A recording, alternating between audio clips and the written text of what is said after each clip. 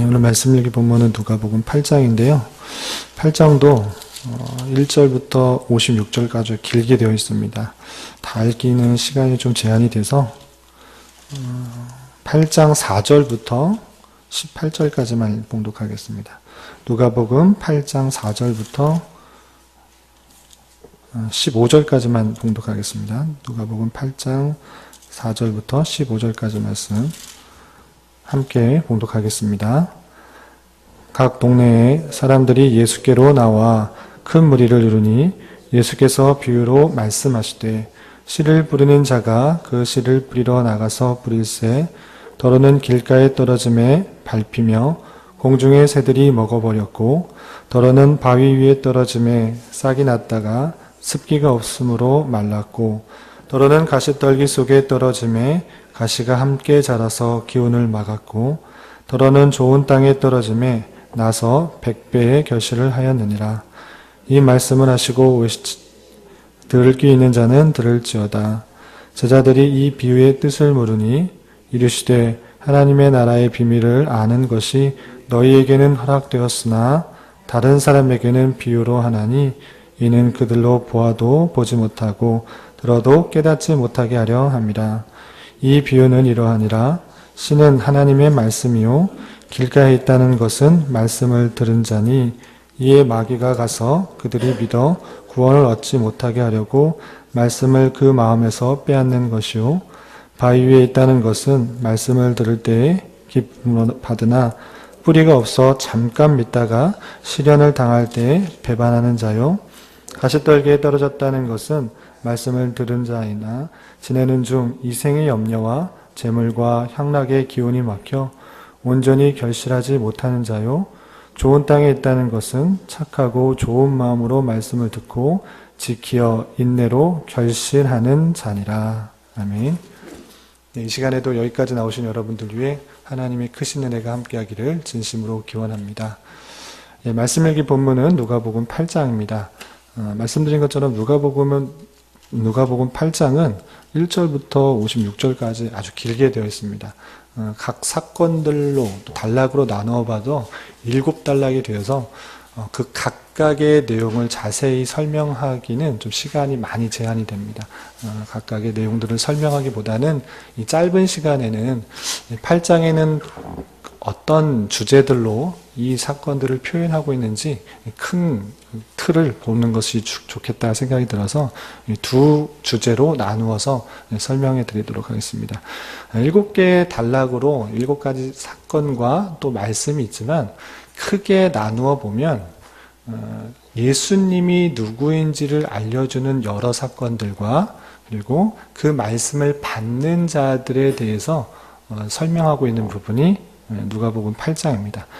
그러니까 예수님께서 어떤 분이신지를 알려주는 사건들은 8장 1절부터 3절 그리고 8장 22절부터 마지막 56절까지 여러 가지 사건들을 말을 하고 있지만 그 사건들을 통해서 예수님께서 왜 이런 사역들을 하셨는가, 기적과 이적들을 왜 베푸셨는가를 보여주는 것이고요. 그리고 우리가 읽었던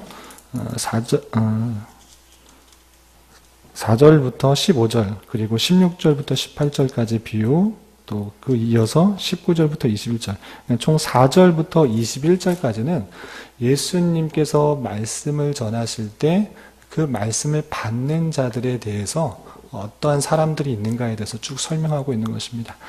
그 내용들을 우리 살펴보도록 하겠습니다. 우선 예수님께서 어떤 분이신지를 알려주시기 위해서 8장의 여러 가지 사건들을 표현하고 있는데요. 우선 1절과 2절에 보면 이런 표현이 있습니다. 1절에서 보면 8장 1절입니다. 그 후에 예수께서 각 성과 마을에 두루 다니시며 하나님의 나라를 선포하시며 그 복음을 전하실세라는 표현이 있습니다. 예수님께서 각 성과 마을에 두루 다니면서 하나님의 나라를 선포하셨다. 또 다른 표현을 하면 복음을 선포하셨다. 하나님의 뜻을 선포하셨다. 하나님의 말씀을 전파하셨다라는 것인데요. 이것이 예수님의 여러 사역 중에 중요한 사역 중에 하나입니다. 그것은 하나님의 말씀을 전파하는 것, 하나님의 나라, 복음, 하나님의 뜻을 전파하는 것입니다. 그러니까 우리가 예수님을 그리스도라 믿는다 했을 때 이 그리스도라는 뜻을 잘 이해해야 되는데 예수님께서 기름 부음을 받은 자다라는 뜻입니다. 그리스도라는 말은 기름 부음을 받은 자라는 뜻인데 예수님께서 기름 부음을 받았다라는 것을 왜 고백하는 것인가? 그렇게 고백하는 것이 왜 중요한가 하는 것은 기름 부음을 받는다라는 것은 구약 성경을 통해서 살펴보는 것과 같이 왕이요 또 제사장이요 그리고 선지자라는 것을 뜻하는 것입니다. 그러니까 예수님께서 복음을 전하는 것, 하나님의 뜻을 선포하는 것, 하나님 나라를 곳곳에 전파하는 것은 선지자로서의 역할들을 감당하고 있다라는 것들을 보여주는 사건입니다. 단순히 예수님께서 그냥 돌아다니시는 것이 아니고 하나님께서 주신 말씀들, 또 복음, 또 하나님의 나라 여러 가지 뜻들을 전파하실진데 그 일들을 계속적으로 보여주는 것을 통해서 예수가 나사렛에서 태어난 나사렛에서 활동하였던 그 예수가 단순히 어떤 한 사람이 아니라 하나님의 말씀을 선포하는 선지자로서의 역할을 하고 있다는 것들을 강조해 주고 있는 것입니다. 그런 내용들이 계속 누가복음 전반적인 걸쳐서 설명되고 있습니다. 그리고 2절에서 보면 또 이러한 사역들을 말하고 있습니다. 2절 보면 악귀를 쫓아내심과 병 고침을 받은 어떤 여자들이 7 귀신이 나간 자 막달라인 하는 마리아와 또 여러 여인들과 함께 다녔다라는 표현들이 있는데요. 함께 다녔다라는 사실들도 강조할 수 있지만 악귀를 쫓아내고 병 고침을 행하셨다. 병을 고치시는 일을 행하셨다라는 것을 통해서 어떤 것을 알 수 있는가? 주님께서 병도 낫게 하시는 분이시고 귀신도 쫓아내실 수 있는 모든 것의 통치자라는 것, 왕으로서의 사역들을 보여주시는 것입니다. 예수님께서 왕으로서의 사역들, 단순히 이 땅에서 어떤 세력과 권세를 가지고 다스리시지는 않으셨지만 병도 귀신도 또 좀 이따 나오겠지만 어떠한 자연현상들도 다 통치하시는 왕으로서의 역할들을 하시는 것들을 보여주신 것입니다. 그렇기 때문에 예수 그리스도의 그리스도 사역들, 그리스도라는 것들을 보여주는 사역들이라 생각하시면 될 것입니다. 그 내용들이 계속 이어지게 됩니다. 여러 사건들, 여러 기적들, 여러 이적들을 통해서 보여주는 것은 예수님께서 선지자이시오, 왕이시오, 또한 십자가에 달려 돌아가시는 것을 통해 구원하셨다. 제사장으로서의 역할들을 행하셨다는 것들을 통해서 예수님께서 단순히 뛰어난 또 연약한 사람들, 죄인들을 위해서 함께한 사람으로 그치는 것이 아니라 왕으로서, 선지자로서, 제사장으로서의 역할들을 감당하신 그리스도이시다 라는 것들을 보여주시기 위한 것이 복음서이며 또 누가복음의 계속적인 설명인 것입니다. 그 내용들이 계속 이어지는데요. 좀 건너뛰어서 22절부터 보도록 하겠습니다. 22절에서는 바람과 또 풍랑을 잔잔케 하신 그런 내용들이 나옵니다. 22절을 보면 하루는 제자들과 함께 배에 오르사 그들에게 이르시되 호수 저편으로 건너가자 하심에 이에 떠나 행선할 때에 예수님께서 잠이 드셨더니 마침 광풍이 호수로 내리침에 배에 불이 가득하게 되어 위태한지라. 어느 날 제자들과 배를 타고 호수 저편으로 건너가려고 했습니다. 그럴 때 예수님께서는 잠이 드셨는데요. 그때 호수에 광풍이 내려쳐서 배에 물이 가득 차며 빠지게 될 그런 위험이 있었던 것입니다. 그러할 때 제자들이 예수님을 깨우게 됩니다. 그럴 때 예수님께서는 깨어나서 어떻게 하셨는가? 바람과 물결을 꾸짖으시니 이에 그쳐 잔잔하게 되었다라고 표현하고 있습니다. 24절에 그렇게 되어 있는데요. 제자들이 나와 깨어 이르되 주여 주여 우리가 죽겠나이다 한데 예수께서 잠을 깨사 바람과 물결을 꾸짖으시니 이에 그쳐 잔잔하여지더라. 병뿐만 아니라 귀신뿐만 아니라 바람과 물결까지 다스리시는 분이심을 보여주기 위한 사건이다. 왕으로서의 만왕의 왕으로서의 모습을 보여주는 사건으로 계속 기술하고 있는 것입니다. 그렇지만 함께 있었던 제자들조차 예수님의 그 놀라운 사역들을 보고 왜 이렇게 되는지 잘 알지 못했던 것입니다. 그것이 25절에 이렇게 표현되고 있습니다. 제자들에게 이르시되 너희 믿음이 어디 있느냐 하시니 그들이 두려워하고 놀랍게 여겨 서로 말하되 그가 누구이기에 바람과 물을 명하며 순종하는가 하더라. 함께 있었던 제자들도 여러 기적들과 이적들도 보고 또 바람과 물결이 주님의 말씀으로 인해 다스려지는 것들을 보고도 그가 누구인지 모르는 그런 안타까운 현실을 보게 되는 것입니다. 제자들도 서로 놀랍게 여겨서 그가 누구이기에 누구인가 라고 질문할 때 이 누가라는 기록자는 그가 누구인지를 계속적으로 다음 설명을 통하여서 예수님께서 누구인지를 설명해 준 것입니다. 계속 이어지는 본문이 누구인가 했을 때 누구이다라고 바로 답변을 하지만 다양한 사건들을 통해 그가 누구인지를 설명해 주고 있는 것입니다. 26절부터 39절까지는 거라사인 땅에 이르렀을 때의 한 사건을 통해 그가 누구인지를 보여줍니다. 26절을 보면 갈릴리 맞은편 거라사인 땅에 이르렀다 되어 있는데 거라사인에 귀신 들린 자가 한 명 있었습니다. 귀신 들린 자가 있었는데 예수를 보자 어떻게 말하는가 28절에 이렇게 표현하고 있습니다. 28절 보면 예수를 보고 부르짖으며 그 앞에 큰 소리로 불러 이르되 귀신 들린 자가 예수를 보고 엎드려서 큰 소리로 이렇게 말하는 것입니다. 어떻게 말하는가? 지극히 높으신 하나님의 아들 예수여. 앞에서 제자들이 그가 누구인가, 누구이길래 바람과 물결을 명할 수 있는가, 그렇게 순종하는가 궁금해하고 신기해했는데 바로 뒤에 이 사건들을 붙여서 제자들이 아니고 또 예수님께서 직접 말하지는 않았지만 귀신 들린 자의 입을 통하여 그가 누구인지를 밝혀주는 것이죠. 그것은 누구인가? 하나님의 아들이다. 하나님의 아들, 예수는 하나님의 아들이다. 이렇게 고백하는 사건들을 보게 됩니다. 그리고 나서 예수님께서 그 귀신을 쫓아서 돼지에게 명하여서 돼지에게 귀신이 들어가고 돼지가 물에 떨어져 죽고 그 사건들을 보고 사람들이 이 성내에서 나가주기를 바라는 그런 사건들이 있게 됩니다. 그렇게 귀신을 통하여서 예수가 누구인지를 밝혀주는 일뿐만 아니라 40절 이하 56절까지는 예수님께서 또 질병도 고치시고 죽은 자를 살리신 일을 통하여서 그분이 누구이신지를 계속적으로 보여주고 있습니다. 40절에서는 두 가지 사건이 이렇게 연결돼서 나오는데요.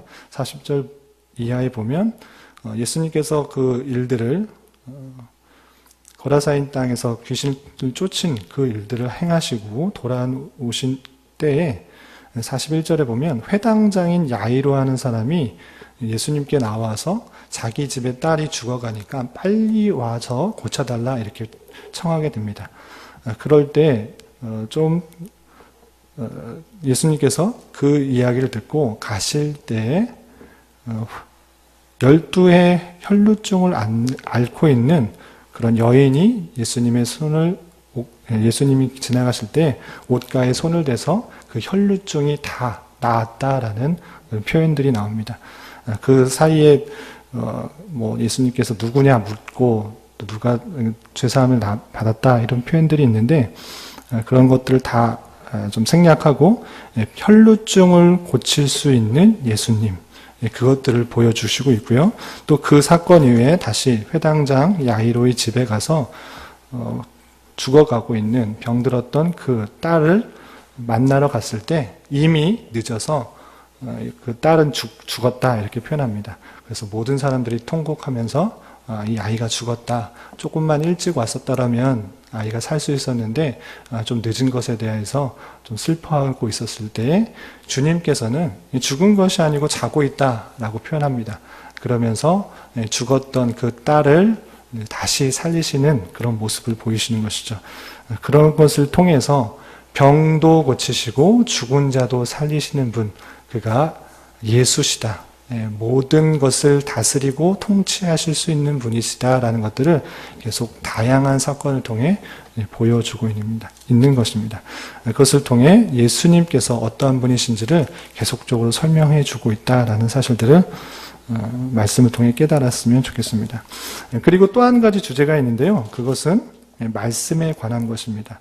저희가 함께 읽었던 4절부터 15절까지 말씀은 잘 아시는 네 가지 땅에 떨어진 씨의 비유가 있습니다.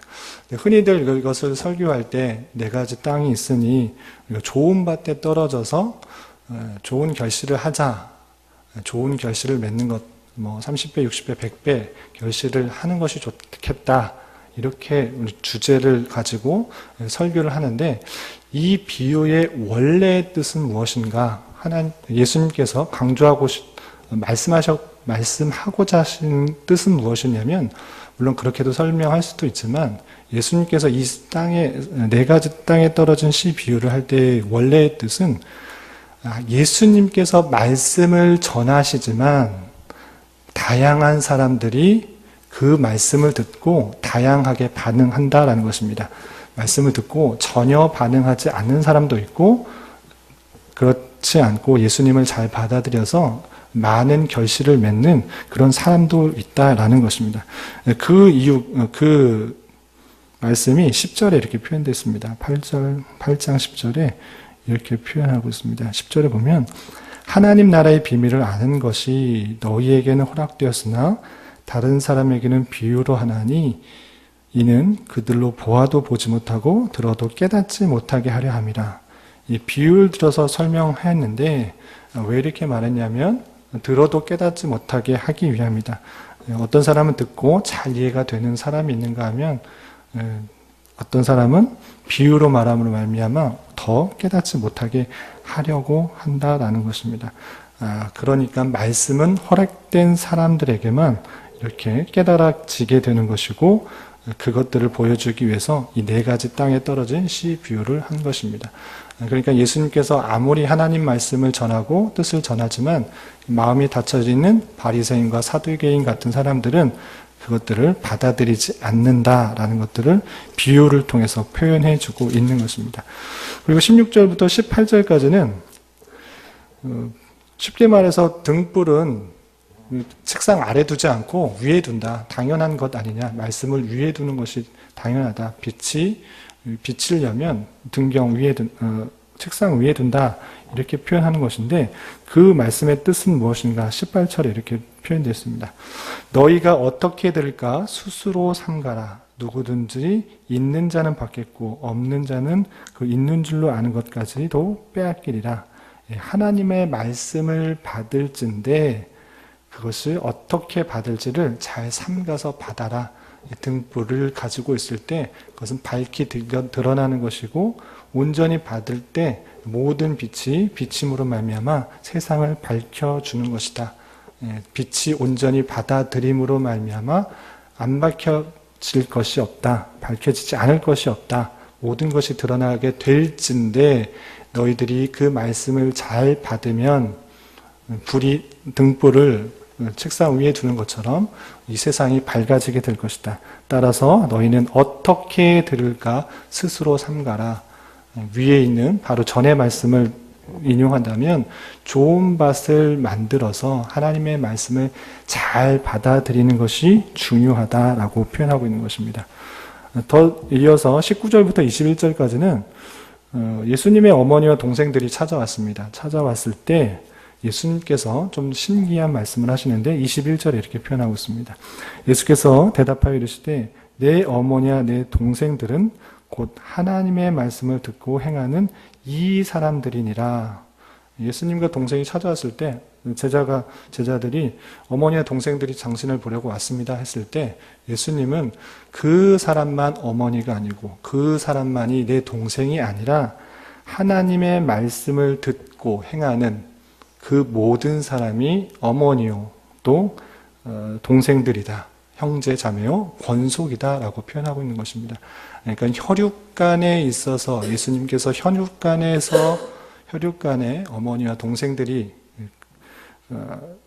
어머니와 참 동생이 아니라 말씀 안에서, 참된 말씀 안에서 관계를 갖고 있는 너희들 모두가 어머니요, 또 동생들이요, 권속, 하나님의 권속이라는 것들을 통해서 하나님 말씀 안에서 있는 우리가 주님의 형제 자매된 자요, 또 부모와 관계를 맺는 그런 사람이라는 것들을 보여주고 있습니다.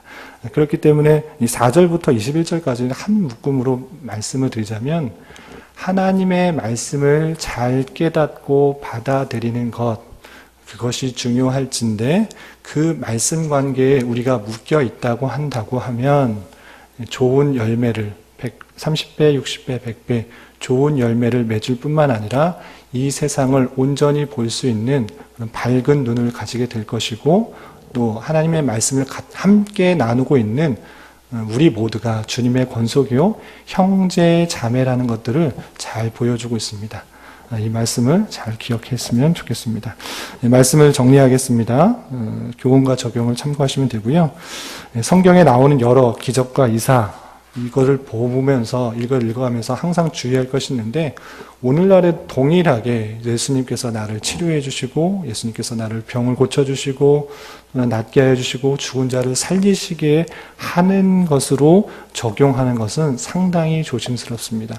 주님께서 한 번 이 땅에 오셔서 행하시는 것들을 통하여, 많은 기적과 이사를 행하는 것들을 통하여서 주님께서는 선지자요, 제사장이요, 왕이시라는 것들을 보여주는 한 번의 사건인 것입니다. 그 사건을 보았으므로, 들었으므로 우리가 예수님을 그리스도로 받아들이는 것이 중요하고요. 오늘날에 있어서 그런 예수님의 사역들이 없는가? 그런 것이 아니고, 예수님께서는 일반적인 은총을 통하여서, 의술을 통해서, 또 다른 사람들을 통하여서 낫게도 하시고 회복하게 하신다, 이렇게 이해하시면 될 것입니다. 그렇기 때문에 성경에서 나오는 여러 기적과 이사를 오늘날에 동일하게 반복하게 하는 것들은 믿음이 있는 것 같지만 오히려 말씀을 잘못 적용하는 것이고, 하나님의 여러 가지 일들을 믿지 못하는 믿음이 없는 행동일 수 있다는 사실들을 잊지 말아야 될 것입니다. 한번 행하시고 보이신 일들을 통해 주님을 바로 알아들여야 하겠으며, 그 주님을 온전히 믿고 의지하는 것이 중요할 것입니다. 도마에게 말씀하신 것처럼 보고 믿는 것이 아니라 보지 않고 믿는 것이 더 믿음이 있는 것이고 또 은혜라는 사실들을 기억해야 될 것입니다.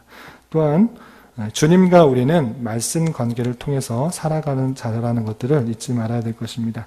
여러 가지 상황 속에서 우리가 받은 말씀들을 잘 간직하여서 30배, 60배, 100배의 열매를 잘 맺을 수 있는 자가 되어야 될 것이고, 말씀 관계에 있는 여러 형제 자매들을 생각하며 함께 주님의 권속됨을 나눌 수 있어야 될 것입니다.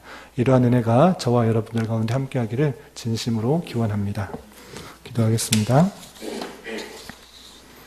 하나님 아버지 감사합니다. 오늘 말씀을 통해서 예수 그리스도께서 어떠한 분이신지와 그분과 우리가 말씀 안에서 관계를 맺고 있음을 깨달았습니다.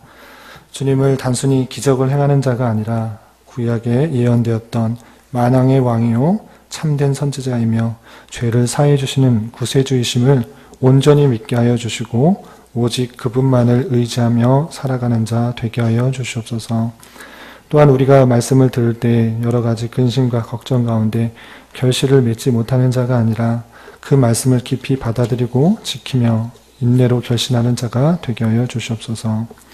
어제는 감사주일과 또 교회 위임, 임직, 취임 및 은퇴 감사 예배를 드렸습니다. 그동안 믿음의 본을 보여주셨던 장로님과 권사님들 가운데 한없는 은혜를 더하여 주셔서 주님의 남다른 복을 더하여 주시고 새롭게 임직과 취임하신 장로님, 안수집사님, 권사님, 명예권사님들도 맡겨진 일들에 최선을 다하며 섬기며 봉사하게 하여 주시고 온 교회의 사랑과 존경을 받으며 주님의 몸된 교회를 든든히 세워나가는 데 부족함이 없도록 인도하여 주시옵소서. 교회 주변의 재건축 문제로 교회가 중요한 시기에 있습니다. 하나님의 뜻을 더욱 구하게 하여 주시고 인간의 뜻과 계획이 아닌 하나님의 섭리를 깨닫게 하여 주시며 성도들이 한마음 되어 이웃과 사회에 선한 영향력을 끼칠 수 있는 기회가 될 수 있도록 인도하여 주시옵소서. 주님, 교회 내 여러 병약자와 이런저런 문제로 마음 아파하는 이들이 있습니다. 주님께서 친히 함께하여 주셔서 위로하여 주시고 평강 가운데 감사의 고백이 늘 넘쳐나게 하여 주시옵소서. 이 시간 각자 가지고 나와 한 주를 하나님 앞에 올려드리며 주님께 간절히 간구하는 입술의 고백 위에도 주님의 선한 열매가 있게 하여 주시옵소서. 예수님의 이름으로 기도드리옵나이다. 아멘. 하늘에 계신